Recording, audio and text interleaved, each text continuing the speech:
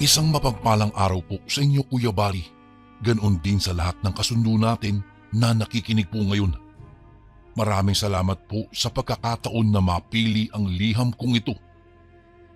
Base ito sa kasaysayan ng isang kaibigan noong naninirahan pa po ako sa probinsya ng Iloilo. Itago niyo na lang po ako sa pangalang Nestor. Higit 20 taon na po ang nakaraan noong nangyari po ito. Naganap po ito sa isang piyesta ng baryo na matatagpuan po sa Iloilo. Kung hindi po ako nagkakamali, 5 iyon ng Hunyo nang makatanggap ang kaibigang kong si Uday ng isang liham paanyaya para sa gaganaping piyesta sa kabilang baryo. Mula iyon sa isa sa mga pinsan niya at ayon po sa liham, kailangan niyang pumunta dahil marami daw itong babaeng ipapakilala na galing sa ibang probinsya. Kitang-kita ko naman noon sa mukha ng kaibigan ko ang saya at talaga namang naging excited ito. Bilang matalik niyang kaibigan, inaya niya rin ako na sumama noon. Kumbaga sa panahon natin ngayon, NGSB ako o no girlfriend since birth. Kaya raw magandang pagkakataon iyon na makahanap ng ika nga nila, jowa. Makalipas ang 1 linggo, dumating na nga ang araw ng piyesta. Bali Kuya Bari, kilometro din po ang nilakad namin ni Uday bago makarating sa baryo Manayap, ang baryo ng kanyang pinsan. Noon po kasi wala pang transportasyon dahil nasa pagitan kami ng bundok at mahabang sapa. Noong makarating kami doon, sinalubong kami ng kanyang pinsan na si Elmon. Nagkamayan at nagyakapan ang dalawa. Nakita ko naman ang kaibigan kong si Uday na panayang linga sa paligid. Alam kong babae kaagad ang hinahanap nito. Sinabi ng pinsan nito na gabi lang daw naririto ang mga babaeng nabanggit niya sa kanyang liham. Kaya naman kumain na lang kami noon at nagkuwentuhan. 3 araw na gaganapin ang piyesta ng kanilang baryo. Sa unang araw, puro palaro ang magaganap. Sa ikalawa naman ay ilang paligsahan gaya ng takbuhan, akyatan ng puno at marami pa pong iba. At sa huling araw naman Kuya Bari, kainan, kantahan at sayawan. Ang piyestang ito ay dinadaluhan din ng mga karatig baryo. Pagsapit ng hapon, nagsimula na ang mga palaro. Si Uday noon ay sumali sa agawan ng baboy at ako naman po ay agawan ng buko. Natawa lang kasi kami dahil sa lahat ng sinalihan po namin, wala man lang kaming naging panalo. Pagsapit ng gabi, dumating na po Kuya Bari ang mga hinihintay namin.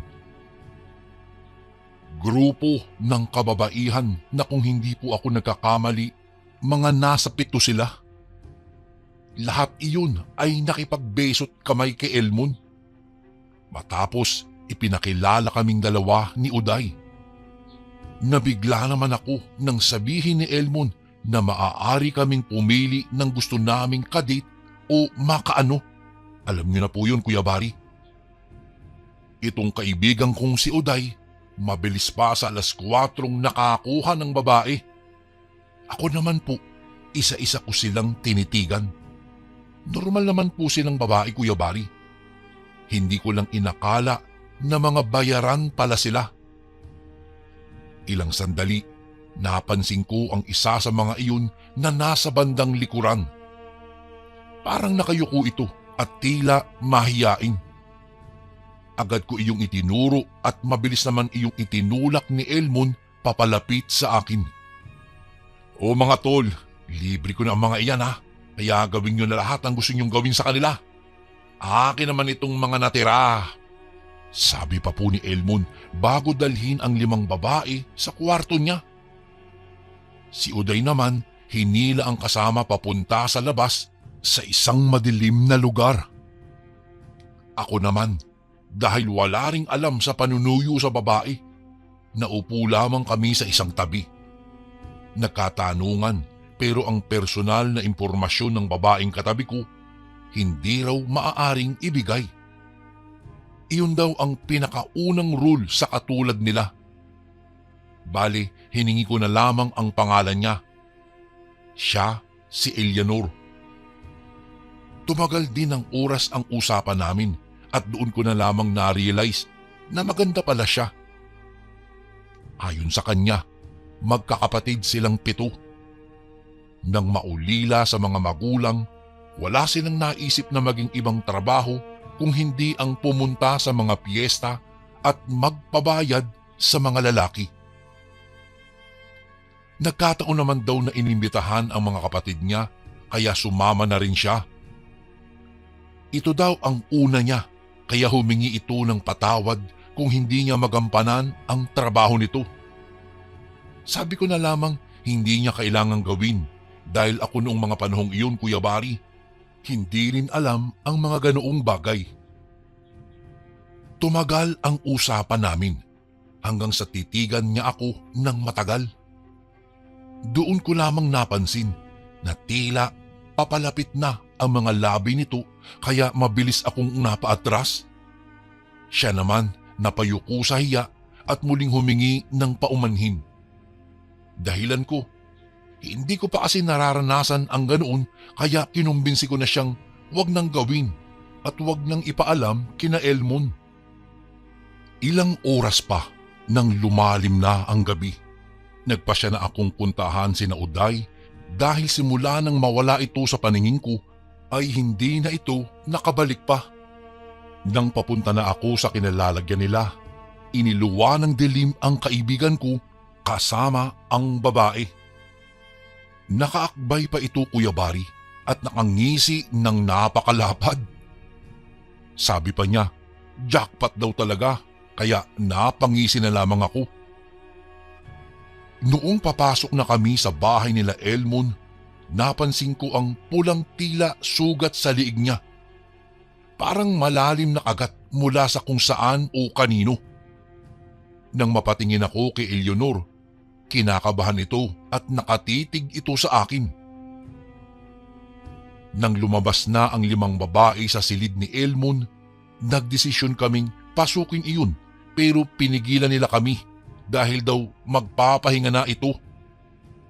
Ginawa ko, sinilip ko na lamang iyon, Kuya Bari, at nakita kong nakatabo ng kumot at mahimbing nang natutulog. Nagpaalam silang uuwi muna at babalik daw uli bukas ng gabi. Tumango na lamang ako at ito namang si Uday ay nakangising nakatingin sa mga iyon. Tinanong din ako nito kung nag-enjoy daw ba ako. At oo, yun na lang ang sinagot ko sa kanya. Inaya ko na siyang umuwi na rin pero malayo raw ito at dito na kami mag-i-stay. Pagkatapos na lang daw kami ng piyesta uuwi. Kinabukasan, paggising, Kuya Bari, napansin kong hindi pa rin noon lumalabas sa kanyang silid itong si Elmon. Muli ko itong sinilip sa kanyang silid at nasa ganoon pa rin siyang posisyon. Si Uday naman, kakagising lamang din at tinanong sa akin ang pinsan niya. Sinabi ko na lang din na natutulog pa nga ito. Iyon, Kuya Bari, ang isang bagay na pagkakamali ko marahil dahil hanggang sa sumapit ang gabi, hindi pa rin lumalabas o bumabangon si Elmon. Nang magpasya akong gisingin na nga ito, saka naman dumating noon ang mga kababaihan kasama si Eleanor. Agad na pumasok ang 5 babae sa silid at ang isa ay hinila naman si Uday papunta uli sa madilim na lugar. Kami naman ni Eleanor nagkatitigan lang. Ilang sandali, hindi ito mapakali, Kuya Bari, at parang may kung anong gustong sabihin. Nang hawakan ko siya sa magkabilang balikat upang pakalmahin, naitulak niya ako ng malakas. Halos matumba ang lamesang nabangga ko dahil sa puwersang nanggaling sa kanya. Dahil doon, muli akong nagtaka. Humingi naman siya ng pasensya at saka ako inaya sa labas, malayo raw sa mga kapatid niya. Noong medyo malayo na nga kami sa pinagdadausan ng piyesta at sa bahay nila Elmon, huminto ang kasama ko at saka ako hinarap. Muli siyang bumigkas at nagturan na may mahalaga daw siyang sasabihin. Sabi niya, hindi niya raw maatim ang mga nangyayari dahil sa mabait akong tao. Iba raw ako sa mga lalaking nakaengkwentro niya. Napakunot naman ang aking noo sa pagtataka at napatitig ako sa kanya nang muli itong kabahan at hindi mapakali. Alam mo, kasi kaming ng mga ate ko ay... Hindi na ituloy ni Eleanor ang kanyang sasabihin nang makarinig kami ng isang sigaw. Napatakbo ako papunta roon dahil alam kong galing iyon kay Uday. Ilang sandali nang muling sumigaw si Uday, napahinto ako nang may biglang humawak sa kanang braso ko. Nang dahan-dahan kong iyong tignan, tumambad sa akin ang mabalahibong kamay na mayroong itim na itim at matutulis na kuko. Nang ibaling ko ang tingin kung kanino iyon nagmumula, nakita ko ang maitim na nilalang kuyabari na diretsyong nakatingin din sa mga mata ko. Ang pulang mga mata nito ay nakakakilabot, kaya't nagtayuan ang aking mga balahibo. Napasigaw ako noon ng malakas at saka inalis ang kamay niya at nagtatakbo ako patungo kay Uday. Sandali pa akong napatingin kung nakasunod pa sa akin noon si Eleanor, pero wala na siya sa paningin ko. Nang makarating ako sa madilim na lugar, agad kong kinuha sa tagiliran ko ang ilaw de baterya at hinanap si Uday. Nagulantang na lamang ako nang matagpuan ko siyang nakahandusay. Nang lapitan ko ito, nakita ko ang malalalim na kalmot sa mukha niya at kanyang katawan. Bakat pa nga iyon sa napunit niyang damit. Pinilit ko itong gisingin at wala pa rin siyang malay. Sinuri ko ang pulso niya at buhay pa naman siya. Nagtataka at natatarantama noon. Ipinasan ko siya sa likuran ko at mabilis na dinala sa bahay ni Elmon. Pagkarating ko doon, Kuya Bari, sinalubong kami ng mga babae at tinatanong kung ano ang nangyari. Nang makita ko roon ang kasama ni Uday kanina, pati na rin si Eleanor, hinarangan ko ang kaibigan ko at sinabing huwag silang lalapit. Kuya Bari, ng mga sandaling iyon ay malakas na malakas talaga ang kutob kong may kakaiba at mali sa mga nangyayari. Sinabi nilang gusto nilang makatulong pero binantaan ko silang mananakit ako kapag lumapit pa sila sa kaibigan ko. Matapos yun, sinigawan ko silang umalis na at wag nang babalik pang muli. Nang makalabas sila, agad kong inihiga si Uday sa malapad na upuan at nagtatakbo sa silid ni Elmon upang humingi ng tulong dito. Halos lumabas ang kaluluwa ko nang makita ang bahid ng dugo sa puting kumot na nakatabon sa kanya. Sa pagkakataong iyon, hindi na siya nakadapa kaya nang hatakin ko ang kumot, Kuya Bari, tumambad sa akin ang butas nitong tiyan. Nagmura ako ng malakas at mabilis kong nilabas ang kaibigan ko. Nadagdagan ng gulat at pagkatakot ko dahil wala na ito roon at nadatnan ko na lamang ay ang palabas na si Eleanor. Sa galit, agad ko siyang hinabol kaya bago pa man makalabas ng pintuan, nahata ko siya at ikinulong sa bisig ko. Hinigpitan ko iyong, Kuya Bari, lalo na nang magsisigaw siya. Ilang sandali, hinata ko siya palabas. Hindi ko alam kung ano bang mararamdaman ko ng mga sandaling iyon at dahil rin sa kaba at takot, nagsisigaw ako sa mga kapitbahay ng tulong. Nagtaka ako dahil tinawanan lamang nila ako, Kuya Bari. Nagbiro pa silang uhaw daw ako sa babae kaya hawak ko ng ganoon si Eleanor. Noong banggitin kong tignan nila si Elmon, mas lumakas ang tawanan nila. Sanay na raw ang mga ito sa mga biro at pagiging babaero ni Elmon. Nilisa nila akong nasa ganoong sitwasyon kaya halos manlumo ako at matunaw sa aking kinatatayuan. Hiwa-hiwalay kasi ang mga bahay noon, Kuya Bari, at itong bahay ni Elmon ay medyo nasa madilim na parte pa. Kaya hindi rin nila naririnig ang sigaw o gulong nangyayari dahil sa ingay ng piyestang nagaganap doon.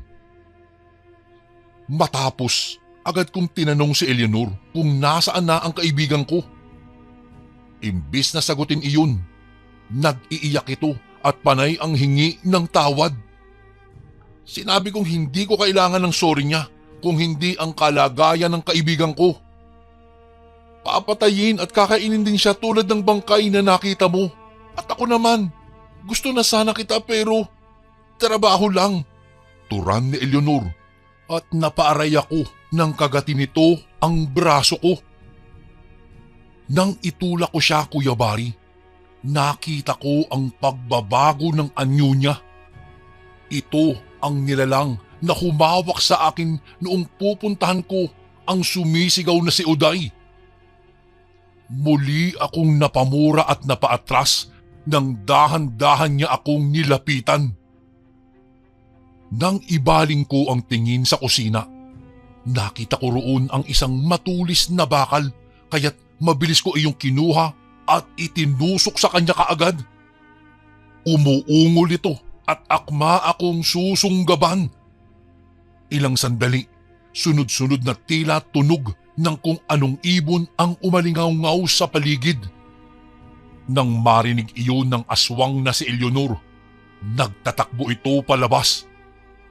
Doon, agad ko siyang hinabol at sinundan.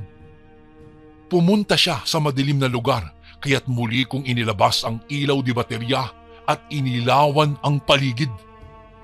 Sobrang dilim talaga doon, Kuya Bari, kaya ang maiilawan ko ay iyon lamang ang makikita ko. Makailang beses kong tinawag ang pangalan ni Uday at bawat pagkaluskos na maririnig ko ay mabilis kong itinututok ang ilaw roon.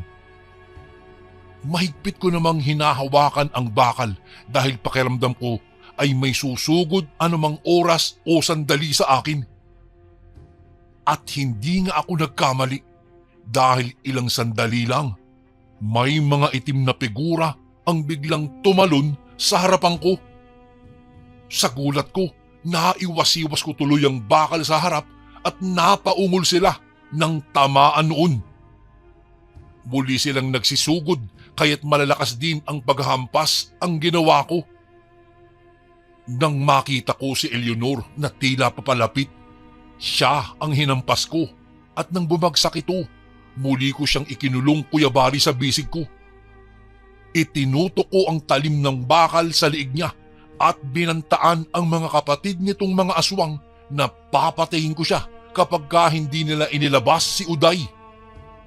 Sa pagpiglas ni Eleanor, nabitawan ko ang flashlight pero kahit madilim, kitang-kita ko ang papalapit na mga pulang mga mata sa kinalalagyan ko. Mas hinigpitan ko ang pagkakakapit ko kay Eleanor at dahan-dahan akong umatras habang nagbabanta sa kanila. Noong hindi sila nakikinig, napilitan akong ibaon na ng paunti-unti ang talim ng bakal sa liig ni Eleanor. Naramdaman ko naman ang pagbaon ng mga ngipin nito nang muli akong kagatin. Ngunit imbes na pakawalan siya, ibinaong ko na rin ang bakal sa liig niya.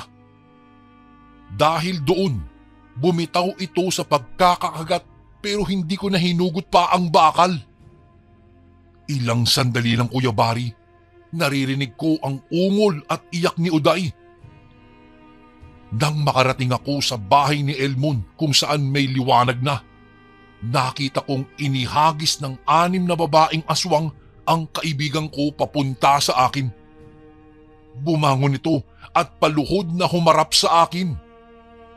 Kitang-kita ko ang paglabas ng dugo sa bibig niya at nang masdan ko ang tinatakpan nitong tiyan, nakita kong hiwa na iyon at nakalabas na ang ilan sa kanyang lamang loob. Muli akong napamura at dahil sa tindi ng galit na nararamdaman, ibinaon ko na ng malalim ang bakal sa liig ni Eleanor at saka siya sinipa ng malakas papalapit sa mga galit na galit niyang mga kapatid. Dumadaloy pa sa liig nito ang itim na dugo. Binantaan nilang babalik sila bukas ng gabi at uubusin kami kasama ang mga tao sa baryo ni na Elmon. Nang tumalon sila papalayo at papunta sa madilim na parte, agad kong binuhat muli si Uday papasok sa loob. Nang isasara ko na ang pintuan, pumasok doon ang isa pang pinsan ni Uday na nagulat at nagtatanong dahil sa pagtataka. Ngunit bago ko siya sagutin, isinarado kong mabuti ang pintuan at mga bintana. Hinarangan ng matibay na bagay. Matapos nung kuyabari, nagpatulong ako sa pinsan nila na gamutin si Uday at balutin ang mga sugat nito. Nakakadiring pagmasdan nang muling ipinasok ang lamang loob nito sa loob ng kanyang tiyan. Wala na rin itong malay kaya inihiga namin ito sa isang bakanting silid.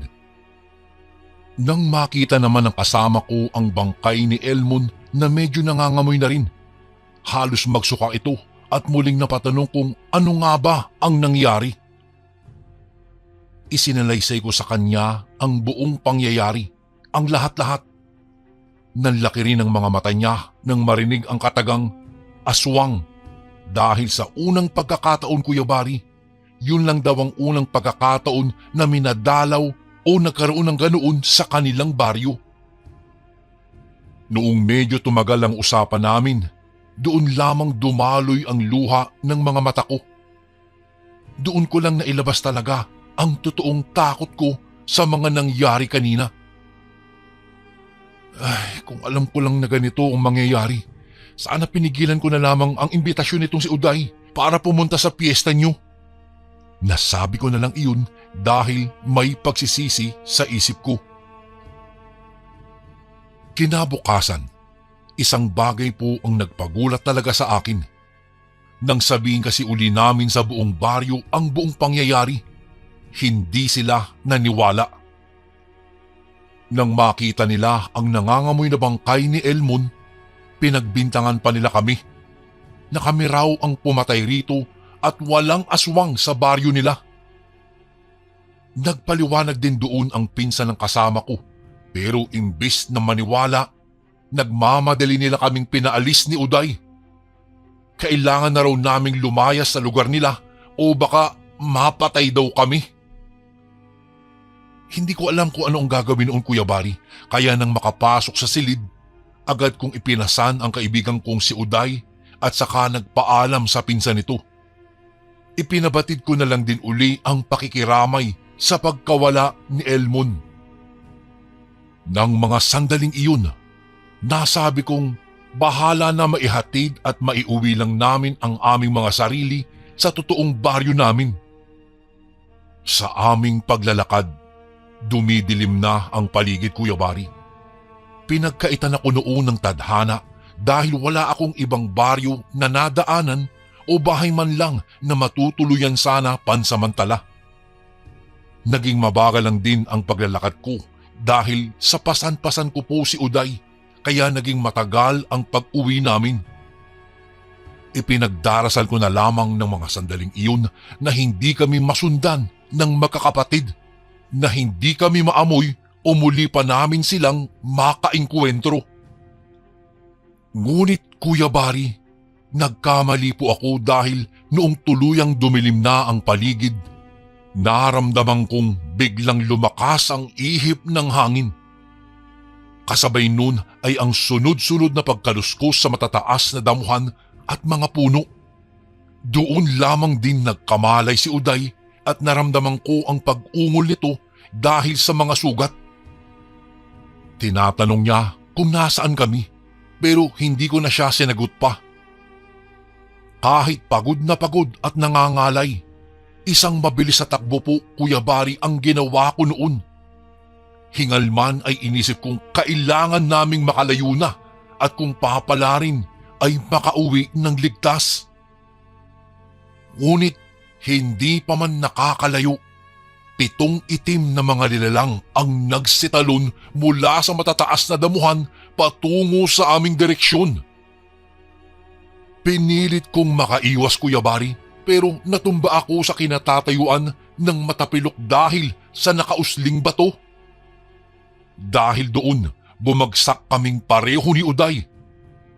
Agad kong dinampot ang mga sanga na malapit sa amin at isa-isa ko silang pinaghahampas.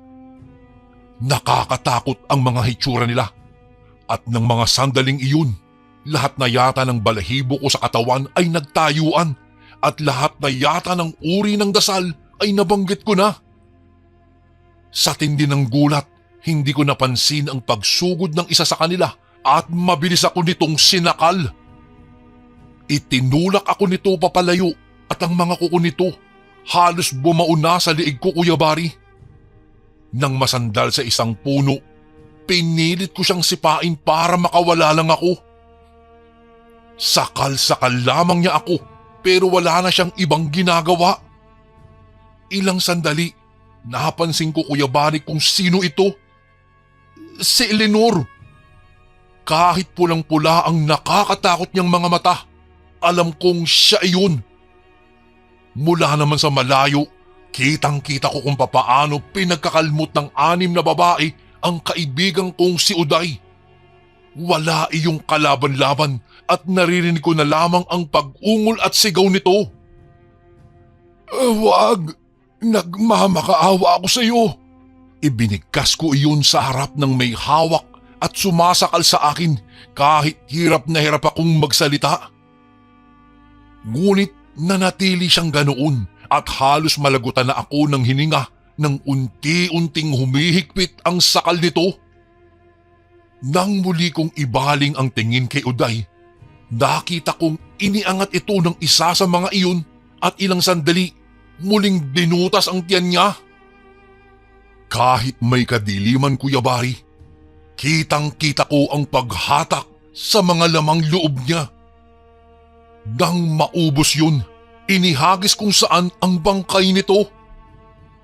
Matapos gawin iyon, ibinaling nila ang tingin sa akin at sa direksyon ko naman nagtungo. Kuya Bari, tanging pagluha na lamang ang nagawa ko noon dahil sa sinapit ng kaibigan ko. Tanging pag-iyak na lamang ang nagawa ko dahil akala ko iyon na po ang huling sandali ko sa mundong ito.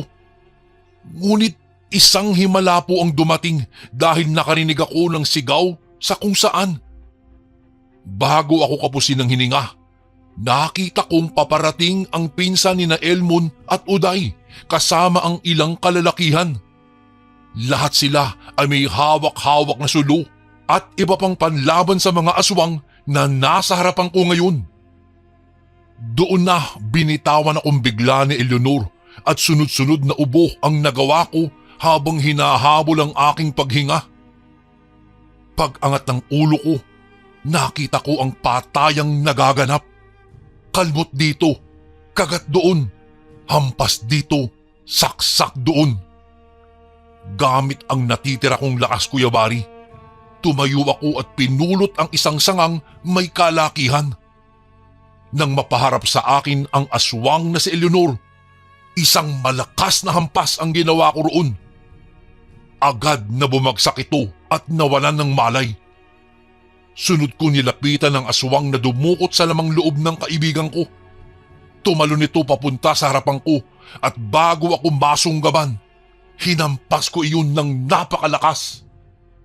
Nang bumagsak at babangon na sana, nilapitan ko siya at muling pinaghahampas ang bungo niya. Wala akong pakialam basta ang alam ko lamang kailangan niyang mamatay. Nang nanghihina na ito, isinaksak ko ang sanga sa liig niya. Napasigaw ito at mula roon dumaloy ang itim na dugo. Nang tignan ko po ang paligid, bumagsak at patay na rin ang iba pang mga kapatid nito. Muli ko namang nilapitan ang gumagapang na si Eleanor. Unti-unti na rin siya, Kuya Bari, na bumabalik sa dating niyang anyo. Nang malapitan, dahan-dahan itong humarap sa akin. Nagmamakaawa at humihingi ng tawad. Sinubukan niya rin daw pigilan ang mga kapatid niya, pero wala siyang magawa. Hindi ako naniniwalang wala kang magagawa. Pero ano pang silbi ng paghingi mo ng tawad kung wala na ang kaibigan ko? Sigaw ko sa kanya at gamit ang isa pang matalim na sanga, itinara ko iyon sa liig niya. Nang mawala na ang kilabot sa paligid, saka lamang ako muling napaluhod, Kuya Bari. Saka lamang ako muling natakot at nalungkot. Wala na ang kaibigan ko. Wala na si Uday. Wala na rin ang pinsan nito na nagdala sa amin sa kapahamakan. May dumating na tulong at ipinagpasalamat ko na lamang iyon, ngunit huli na. Siguro kung mas maaga lang sana. Kung mas maaga silang naniwala sa amin.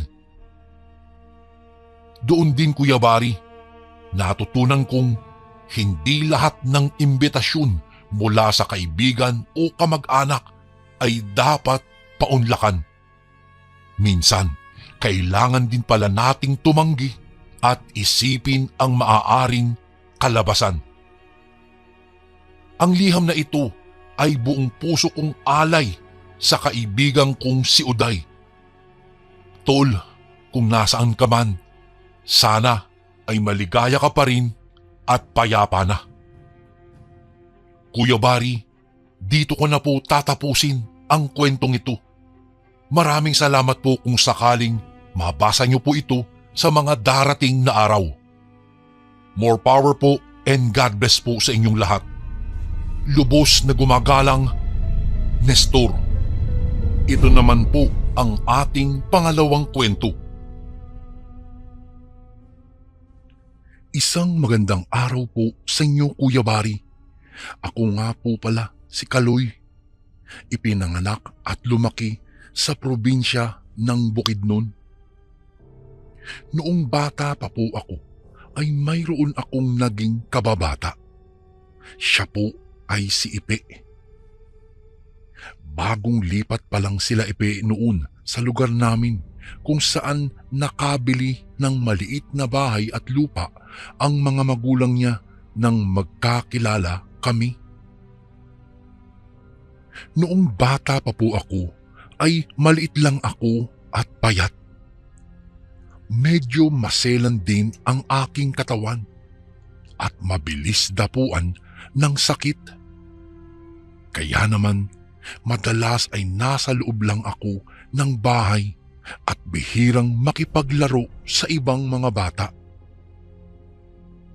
Isa rin po sa dahilan kung bakit iniiwasan kong makihalubilo sa mga kaedaran ko ay dahil madalas na pagtutulungan akong tuksuhin dahil na rin sa aking pangangatawan. Payatot, kawayan, lampa, uhugin o sipunin. Yan ang mga madalas itawag sa akin ng mga batang gaya ko. Minsan nga ay hindi ko maiwasang umuwi nang umiiyak sa aming bahay dahil natutukso ako ng sobra ng kapwa ko ng mga bata. Minsang papauwi ako galing sa paaralan. May nakasabayan ako sa paglalakad sa isang grupo ng mga batang estudyante. Ang grupong iyon ang madalas manukso sa akin sa eskwelahan. Nang makita nila ako ay pinagtulong-tulungan na naman nila akong tuksuhin. Sinubukan ko na lang umiwas at huwag na lang silang pansinin pa. Wala rin naman akong laban sa kanila dahil bukod sa maliit at payat ako ay marami din sila. Pero gaya ng dati, hindi nila ako tinitigilan hanggat hindi nila ako napapaiyak. Maiiyak na sana ako noon nang biglang dumating si Ipe. Siya ang humarap at sumaway sa mga batang nanunukso sa akin. Matangkad at may kalakihan ang katawan nitong si Ipe kumpara sa ibang mga bata. Malaki rin ang boses niya kaya sa tuwing nagsasalita ng malakas ay nagmumuka iyong galit at matapang. Kaya naman, maraming bata ang nangingilag sa kanya. Nagkakaripasan ng takbo ang mga batang nanunukso sa akin nang sawayin sila ni Ipe. Agad na lumapit sa akin si Ipe at tinanong kung ayos lang ba ako. Tumango lang ako sa kanya at nagpasalamat, Kuya Bari. Noon pa lang niya sinabi ang pangalan niya sa akin at ako na may nagpakilala na rin ako sa kanya. Nagpresenta siyang ihatid ako sa bahay namin na hindi ko naman nahindian dahil mabilis na niyang hinila ang aking kamay at mabilis na naglakad. Wala na akong nagawa kung hindi ang sumabay na lang kay Ipe. Noong makarating na kami sa harap ng aming bahay, ay nagpaalam at nagpasalamat na ako sa kanya. Ngunit bago siya umalis ay nagpresenta siyang dadaanan ako kinabukasan upang sabay daw kaming papasok sa eskwela at ganoon din sa pag-uwi. Total naman daw ay hindi naman kalayuan ang bahay nila sa amin. Kinabukasan nga, Kuya Bari, ay ganoon nga ang nangyari. Sabay kaming pumasok ni Ipe sa eskwelahan at sabay na ring umuwi. Magmula noon ay lagi na kaming magkasama ni Ipe at naging matalik na magkaibigan kami. Hindi ko na rin nararanasan noon na matukso sa eskwelahan dahil lagi kaming magkadikit ng kaibigan ko. Nakasanayan na rin namin ni Ipe na magpunta at maglaro sa kanya-kanya naming mga bahay. Kilala na siya ng mga magulang ko at ganoon din naman ako sa kanila. Madalas ay ang lolo lang ni Ipe ang nakakasama niya sa bahay nila. Araw-araw kasing umaalis ang mga magulang niya para makapaghanap buhay ang mga ito. Ipinakilala sa akin ni Ipe ang kanyang lolo na si Lolo Samuel. Mabait naman ang lolo ni Ipe. Madalas nga kapag naroroon ako sa kanila ay nilulutuan pa kami nito ng merienda. At kung dapit hapon na ay ihahatid naman ako ng maglolo sa aming bahay. Kaya naman, nakilala na rin ng nanay at tatay ko itong si Lolo Samuel. Minsang nakumbita kami ng isang kaklase ni Ipe sa kaarawan nito ay ginabi na kami ng uwi. Bukod kasi sa may kalayuan ang bahay noon ay nasa kabilang barangay pa at nawili rin kami sa mga palaro doon kaya nawaglit sa isip namin ang umuwi ng maaga. Habang lumalakad sa daan ay nakasalubong kami ng isang grupo ng mga binatilyo. Nilapitan kami ng mga iyon at pilit na hinihingian ng pera. Wala kaming nagawa ni Ipe kung hindi ibigay ang natitirang barya na nasa bulsa namin. Pero hindi pa nakontento ang mga nangingikil sa amin. Nakita nila ang suot na relo ni Ipe at pilit iyong kinukuha sa kanya. Hindi naman pumayag si Ipe na ibigay sa mga iyon ang kanyang relo kaya nagalit ang mga iyon sa amin. Pinagtulungan ng mga binatilyo na hawakan si Ipe para makuha ang suot niyang relo. At dahil sa laki ng mga humahawak kay Ipe, ay hindi niya magawang pumalag, kaya nagsisigaw siya para humingi ng tulong. "Lolo! Lolo! Tulong!" Malakas na tawag ni Ipe sa kanyang lolo.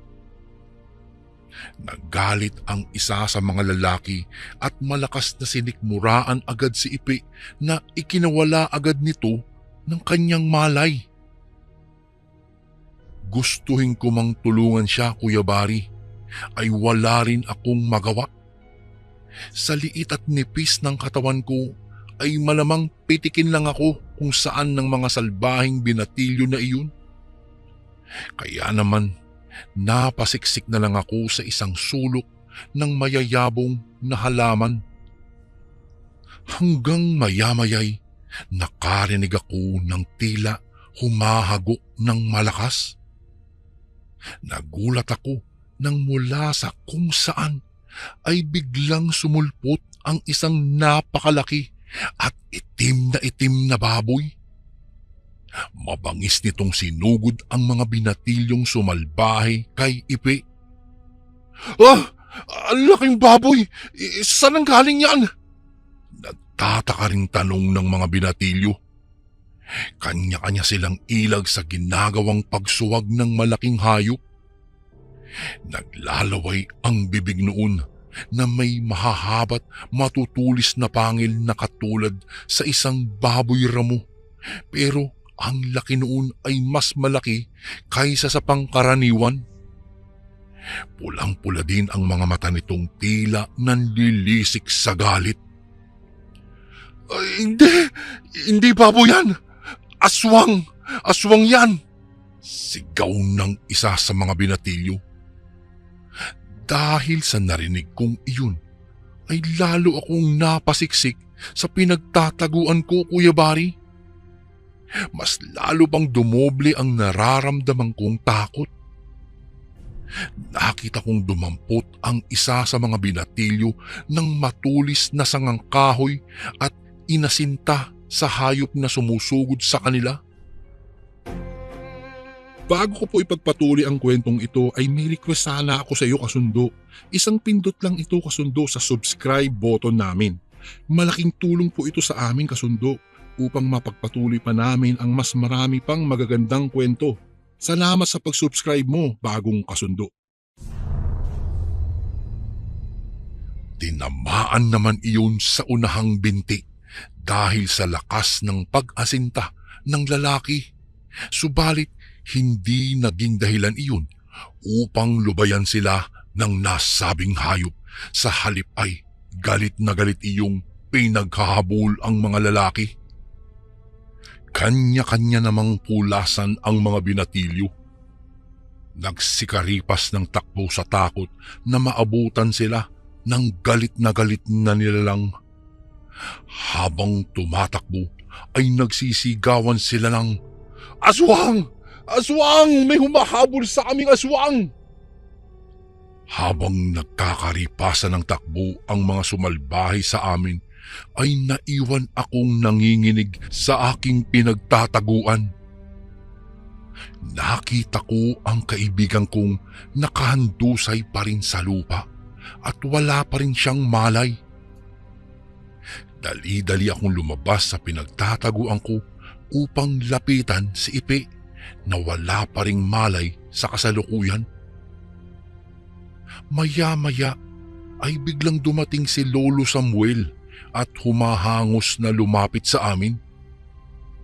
Agad akong nagsumbong sa kanya at sinabing ang mga binatilyo ang may gawa noon kay Ipe. Sasabihin ko na rin sana ang tungkol sa aswang, subalit nag-alangan ako dahil baka hindi ako nito paniwalaan. Ikaw bata, kumusta ang lagay mo? Nasaktan ka rin ba?" Nag-aalalang tanong ni Lolo Samuel. Umiling lang ako sa tanong niyang iyon. Binuhat niya ang walang malay kong kaibigan at pagkatapos ay niyaya na niya akong umalis doon. Bagamat matanda na ay malakas pa rin si Lolo. Kahit may kabigatan si Ipe ay nabuhat pa rin niya ito. Ngunit habang naglalakad kami ay may napansin ako sa braso nitong si Lolo Samuel. Nakita kong may tumutulong dugo roon. Noon ko napansin na may malaking sugat pala siya sa braso. Nang biglang pumasok sa isip ko ang malaking itim na baboy na sumalakay kanina sa mga lalaki. Naalala kong tinamaan iyon ng matulis na sanga nang asintahin iyon ng isa sa mga binatilyo. Hindi kaya si Lolo at ang baboy na aswang ay iisa? Tanong ko lang sa aking sarili. Pero hindi, imposibleng si Lolo iyon. Pilit ko na lang iwinaksi sa isip ko ang weirdong isipin na iyon. Nang gabi ring iyon ay idinaan na rin ako ng lolo ni Ipe sa bahay namin dahil sa malalim na rin ang gabi. Nag-aalalang mga magulang ang sumalubong sa akin at agad na nagtanong kung bakit ginabi ako ng aking uwi. Ikinuwento ko naman sa kanila ang lahat ng nangyari, maliban ang tungkol sa baboy na aswang.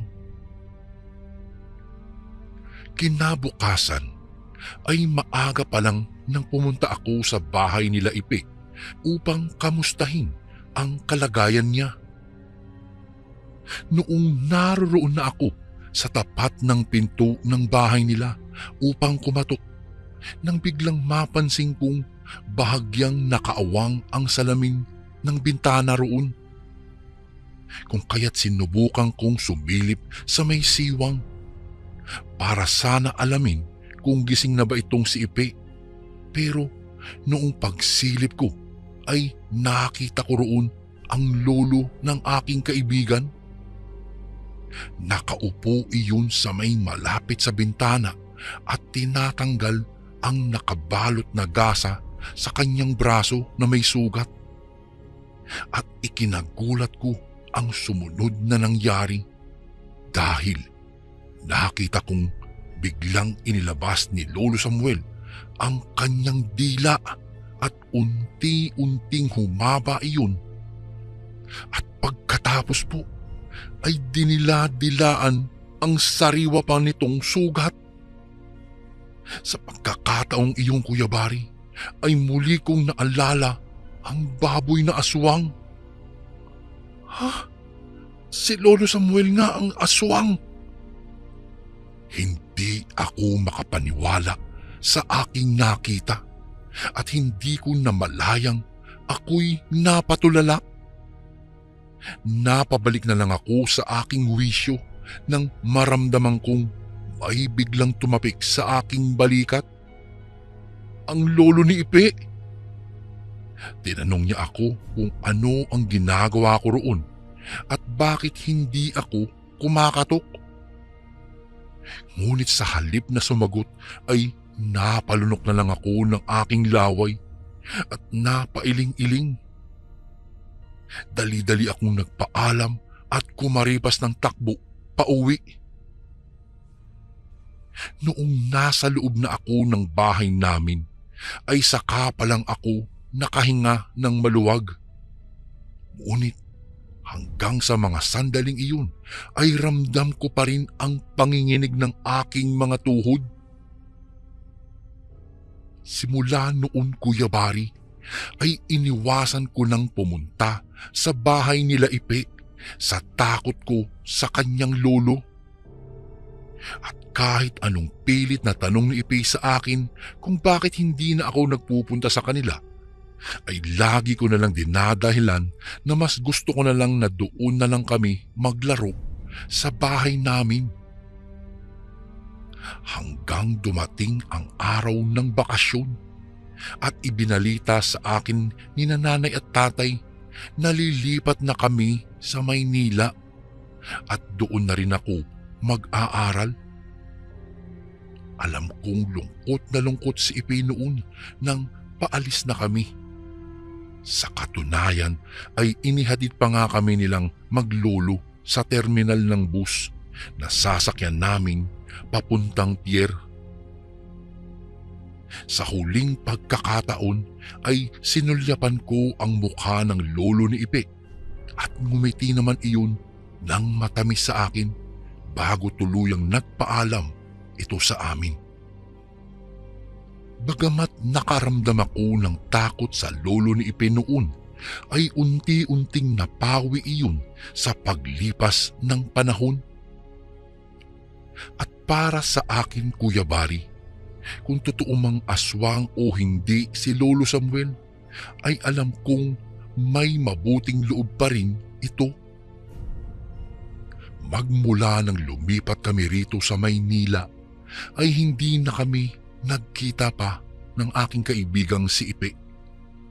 Noong unay nagsusulatan pa kami hanggang sa dumalang iyon at wala na akong natanggap na sulat mula sa kanya. Gayunpaman, kahit na hindi na kami nagkikita pa, ay hindi ko pa rin nalilimutan ang dati kong kababata at kaibigan na si Ipe. Ganoon din ang kanyang lolo. Ito po ang karanasang hindi ko po malilimutan hanggang ngayon, Kuya Bari.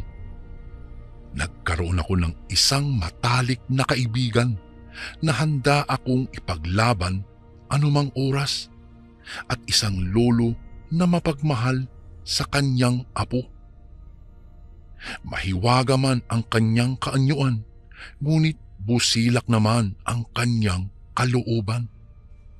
Isang kakaibang kababalaghan ang aking naranasan mula sa lolo ni Ipe. Hanggang dito na lang po ang aking kwento, Kuya Bari.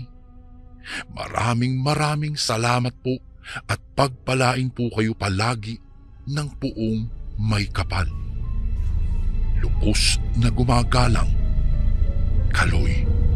At ito naman po ang ating pangatlong kwento. Isang magandang araw po sa inyong lahat. Kumusta po kayo, Kuya Bari? Ako nga po pala si Enrico. Hindi ko po tunay na pangalan, kasalukuyang nakatira dito sa Quezon City. Libangan ko na dati ang makinig sa inyong channel tuwing gabi bago po ako matulog. Hilig ko na rin po kasi ang mga kwentong katatakutan, kaya't gustong-gusto kong nakakarinig ng mga ganitong kwento. At sa maniwala po kayo at sa hindi, ay mayroon din akong nakakatakot na karanasan. Ito po ay nangyari noong ako ay binata pa lamang at naninirahan pa noon sa aming probinsya sa Ilocos. Taong 1991. 20 anyos pa lang po ako noon nang makilala at maging kaibigan ko si Leonor. Si Leonor nga po pala ay hindi tubong Ilocos. Napatira lang siya sa lugar namin nang mapamanahan siya ng mga namayapa niyang kamag-anak na taga roon sa amin ng bahay at lupa at isang maliit na karinderya na siyang ikinabubuhay niya. Kuya Bari, maganda po si Leonor. Ngunit may pagkakimi at tahimik. Kaya naman kahit maraming kalalakihan ang nagkakagusto kay Leonor ay nag-aalangan ang mga ito na manligaw sa dalaga. Panahon ng bakasyon nang dumating ang pinsang kong si Alfred sa bahay namin para doon muna maglagi habang nakabakasyon pa sa eskwela. Noon din nagkakilala si Leonor at ang aking pinsan nang ipakilala ko po sila sa isa't isa. At hindi nga nagtagal, Kuya Bari, ay nalaman ko kay Leonor mismo na nanliligaw sa kanya ang aking pinsan at nakaramdam ako ng pagtutol doon. Kilala ko kasing matinik sa babae itong si Alfred at marami na itong pinaasa at pinaiyak na kababaihan. Pinaalalahanan ko naman itong si Leonor tungkol sa mga bagay na iyon. Sinabi ko sa kanya na baka matulad lang siya sa mga babaeng niloko na ng aking pinsan. Ngunit sa halip na makinig sa akin si Leonor ay sinabi niyang may tiwala siya sa aking pinsan at hindi nito magagawa pa na lokohin siya. Hanggang sa dumating ang isang oras na kinailangan ng bumalik ni Alfred sa Maynila. Tapos na kasi ang bakasyon at kailangan na rin itong magbalik sa kanyang pag-aaral. Isang gabi, ikinagulat ko na lang ang biglaang pagpunta ni Leonor sa bahay namin. Iyon kasi ang unang pagkakataon na pumunta siya sa amin. Nang harapin ko siya, ay nalaman kong si Alfred ang sadya niya. Wala pala siyang kaalam-alam na bumalik na ng Maynila ang aking pinsan. Kitang-kita ko sa mga mata ni Leonor ang sakit sa nalaman niyang pag-alis ni Alfred nang hindi man lang nagpaalam pala sa kanya. Labis-labis ang lungkot ni Leonor. Araw-araw siyang pumupunta sa amin upang makibalita kay Alfred. Ngunit sa tuwina ay umuuwi siyang bigo. Lumipas pa ang mga araw. Tumigil na rin sa kapupunta sa amin si Leonor. Nagtanong-tanong naman ako, Kuya Bari, ngunit ang sabi ng mga kalapit bahay niya ay ilang araw na raw nilang hindi napagkikita ang dalaga at walang makapagsabi kung saan iyon nagpunta. Hanggang isang araw ay nakatanggap kami ng aking pamilya ng isang masamang balita. Patay na ang pinsang kong si Alfred. Ayon sa ina ni Alfred na kapatid ng aking ina na may pumatay sa pinsan ko. Natagpuan daw ang walang buhay nitong katawan sa isang bakanting lote sa hindi kalayuan sa kanilang bahay. Lumalabas daw sa investigasyon ng mga pulis na maaaring may malaking galit ang gumawa noon kay Alfred o kung anuman ay kargado ng ipinagbabawal na gamot dahil sa karimari-marim na paraan ng pagpatay nito. Laslas ang dibdib hanggang tiyan. Wakwak daw ang liig at nawawala ang mga lamang loob, maging ang isang nitong braso. Dahil malapit kami sa isa't isa ni Alfred, ay labis ko ring ikinalungkot ang nangyari sa kanya. Isang umaga, nakasalubong ko sa daan si Leonor. Bigla akong nakaramdam ng saya nang muli ko siyang nakita. Agad ko siyang tinanong kung saan ba siya nagpunta at matagal-tagal ding siyang nawala sa amin. Ang sabi niya ay may pinuntahan lang daw siyang malapit na kamag-anak at tumigil doon ng isang linggo. Nang umagang iyon ay masigla akong umuwi sa amin. Lalo't kinumbita pa ako ni Leonor na pumunta sa bahay nila kinagabihan para doon maghapunan at makapagkwentuhan kami ng matagal-tagal. Hindi naman ako tumanggi at agad na sumang-ayon sa kanya. Eksaktong 7:00 ng gabi nang dumating ako sa bahay ni Leonor. Tamang-tama nga lang daw ang dating ko dahil katatapos lang niyang magluto para sa aming hapunan. At hindi nga nagtagal, Kuya Bari, ay kumain na kami ng hapunan. Napakasarap magluto ni Leonor. Nagustuhan ko ang niluto niyang sinigang na baboy na isa rin sa paborito kong ulam. Kuhang-kuha kasi ni Leonor ang gusto kong timpla at lasa ng paborito kong sinigang. Habang kumakain ay nagkikwentuhan pa kami.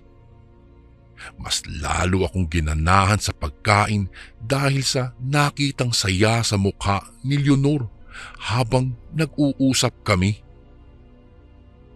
Wala na ang bakas ng lungkot doon. Tila nakalimutan na niya ang pinsang kong si Alfred. Marami-rami na ang nakakain ko nang mapansin kong hindi gaanong kumakain itong si Leonor. Oh, di ka ata gaano kumakain ah. Masama ba pakiramdam mo? Hindi ko napigilang itanong. Napansin ko rin kasing ang bahagyang pamumutla ng mukha niya. Hindi naman. Siguro naninibago lang ako at naiinitan lang. Sagot niya. Oh, mukhang nagustuhan mo yung niluto kong sinigang ah. Masarap ba? Punang tanong niya sa akin. Oo, masarap. Paborito ko kasi ito eh. Alam mo, napakasarap talaga ng pagkakaluto mo dito. Saktong-sakto. Tugon ko sa kanya. Ay, talaga ba? Alam mo, masarap talaga yan eh. Kasi espesyal na karne ang ginamit ko dyan. Sige lang, kumain ka lang at marami pa sa kusina. Nakangiti niyang sabi sa akin.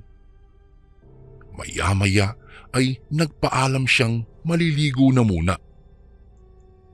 Hindi na raw niya kasi matiis ang pagkaalinsangan. Bago pa siya tuluyang maligo ay ibinilin pa niyang magpahinga na lang muna ako sa may sofa kapag daw nakatapos na akong kumain at siya na raw ang bahalang maglikpit ng mesa pagkatapos niyang maligo. Sumang-ayon lang naman ako at ipinagpatuloy ang aking pagkain. Nabitin pa nga ako sa hinihigop kong sabaw, kaya nagpasya akong pumunta sa kusina para sana kumuha pa ng sabaw doon. Leonor, makikialam na ako sa kusina mo ha. Kukulang ako ng sabaw. Paalam ko na bahagyang nilakasan ang boses para marinig niya. Bago ko po ipagpatuloy ang kwentong ito ay may request sana ako sa iyo kasundo. Isang pindot lang ito kasundo sa subscribe button namin. Malaking tulong po ito sa amin kasundo upang mapagpatuloy pa namin ang mas marami pang magagandang kwento. Salamat sa pag-subscribe mo, bagong kasundo. Pagkapasok ko sa kusina ay nakita ko agad ang isang kalderong nakapatong sa kalan. Inisip kong iyon ang kalderong naglalaman ng sinigang. Kaya't dali-dali kong binuksan ang takip nito upang kumuha ng sabaw.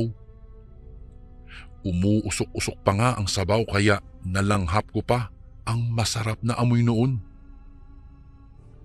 Kumuha ako ng sandok at naglagay ng sabaw sa dalakong mangkok. Bahagya ko pang hinalukay ang loob noon para makakuha ng kaunting laman. Agad naman akong nakakita ng laman at sinandok iyon para ilagay sa mangkok.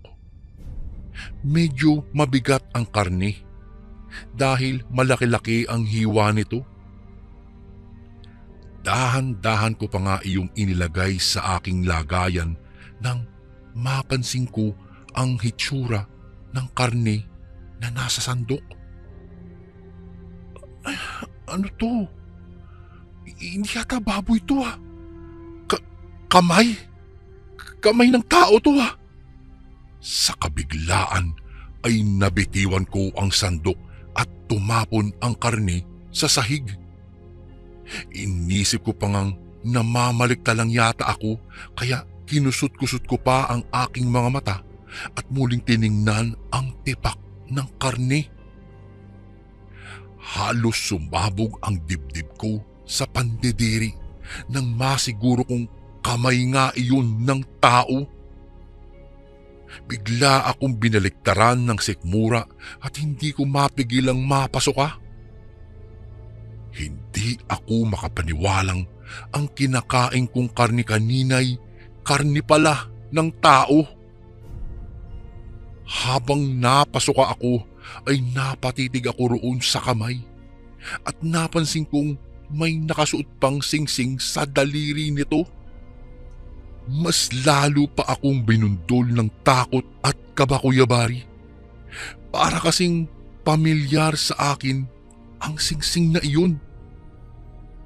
Kahit kinikilabutan ay tiningnan ko pa rin ang singsing na nakasuot sa daliri at noon ko palang napagmasdan mabuti na katulad iyon ng singsing ko. Napabulagta ako sa sahig, Kuya Bari, kasi alam kong iisang tao lang naman ang kilala kong may singsing na katulad ng sa akin. Si Alfred! Hindi ako maaaring magkamali dahil ang mga singsing namin ay minana pa namin sa namayapa naming lola na siyang nagpasadya ng disenyo ng mga ito. Noon ko naalala ang nawawalang braso ng pinsang kong pinatay. Anak na, hindi kaya si Leonora? Pero papaano? Bigla akong naalerto sa isiping baka nga si Leonor ang pumatay sa aking pinsan. Kung papaano ay hindi ko alam. Naisip kong kailangan ko nang makaalis doon. Nagmamadali akong lumabas ng kusina nang biglang may humarang na isang napakalaking asong itim sa harapan ko. Bigla akong napatumba sa takot at pagkagulat habang galit namang umaangil ang itim na aso sa akin. Napakalaki noon na sa tingin ko ay halos kasing taas ko ang haba ng katawan. Palapit ito ng palapit sa akin habang umaangil at tumutulo ang malalapot na laway nito. Sa isip-isip ko lang, Kuya Bari, ay katapusan ko na ng mga oras na iyon. Nang tuluyan itong makalapit, ay bigla nitong sinunggaban ang putol na kamay na nasa aking tabi. Sa aking pag-iwas ay pinangas niya iyon ng malalaki niyang mga pangil at nilapa iyon sa aking harapan. Matalim pang nakatingin ang nanlilisik na mga mata ng itim na aso sa akin na parabang sadya niyang ipinapakita sa akin ang paglapa niya sa kamay na iyon. Dahan-dahan akong napaatras habang nakaupo. Ingat na ingat ako sa aking mga galaw dahil anumang oras ay maaari akong sunggaban ng nakakatakot na aso na ito. Inipong ko ang aking lakas at saka naghintay ng pagkakataon. At lakas loob na tumayo at kumaripas ng takbo papalabas ng bahay nila. Hindi ko na pinansin kung ilang beses akong nadapa pa at nagpagulong-gulong sa mabatong daanan. Ang tanging nasa isip ko lang ay ang makaalis sa lugar na iyon at makauwi sa amin. Mabuti na lamang at hindi ako hinabol ng itim na aso na iyon. Buhol-buhol pa ang aking paghinga nang makarating ako sa amin. Agad kong isinara ang pinto pati ang mga bintana ng aking kwarto sa takot na baka makapasok ang itim na aso roon kung sakali mang sumunod iyon sa akin. Malakas kasi ang aking kutob na isang aswang ang napakalaking aso na iyon. Ang ipinagtataka ko lang, Kuya Bari, ay papaano iyong nakapasok sa loob ng bahay nila Leonor. Wala rin naman akong natatandaang may alaga silang aso.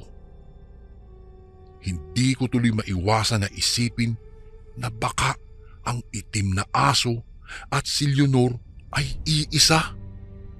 Hindi kaya aswang ang kaibigan kong si Leonor? Simula ng gabing iyon ay iniwasan ko nang magpunta sa bahay nila Leonor. Minsang nagkasalubong kami nito ay hindi na rin ako nito pinapansin at pareho rin kaming nag-iiwasan na ng tingin. Gustuhin ko man siyang tanungin, Kuya Bari, ngunit hindi ko na magawa pa dahil sa takot na nanatili pa rin sa aking dibdib. Maski po siya, Kuya Bari, ay hindi rin makatingin sa akin na para bang may ginawang krimen kung umarte ito. Pareho rin kaming nag-iiwasan ng tingin kung kami man ay biglang nagkakasalubong sa daan. Hanggang sa isang araw, may kumalat na balita sa aming lugar tungkol sa sunod-sunod na patayan sa kabilang bayan namin na pinaghihinalaang isang aswang daw ang may kagagawan. Agad na pumasok sa isip ko si Leonor. Ewan ko ba, pero may kutob akong baka siya ang aswang na may kagagawan noon. Lumipas ang maraming buwan at bigla na lang pong nawala si Leonor sa lugar namin. Simula po noon, Kuya Bari, ay wala na rin akong naging bali-balita pa tungkol sa kanya. Hanggang sa mga oras na ito ay hindi ko pa rin nalilimutan si Leonor. Lalo na kapag nakakakita ako ng ulam na sinigang. Iniiwasan ko na rin ang kumain ng dati kong paboritong ulam dahil naalala ko pa rin ang ipinakaing sinigang sa akin ng dati kong kaibigan na pinaghihinlaan kong isang aswang. Hanggang dito na lang po ang aking kwento, Kuya Bari. Maraming salamat po sa pagbigay ng oras sa pagbasa nito. More power po sa Ang Sundo Horror Stories, and God bless. Lubos na gumagalang, Enrico. And again, maraming salamat po mga kasundo. Don't forget to subscribe and i-click nyo lang po yung bell na button para updated po kayo sa mga upcoming videos namin na paparating. Maraming salamat po ulit. God bless and ingat po lagi dyan. Ito po si Kuya Bari at ako ang Sundo.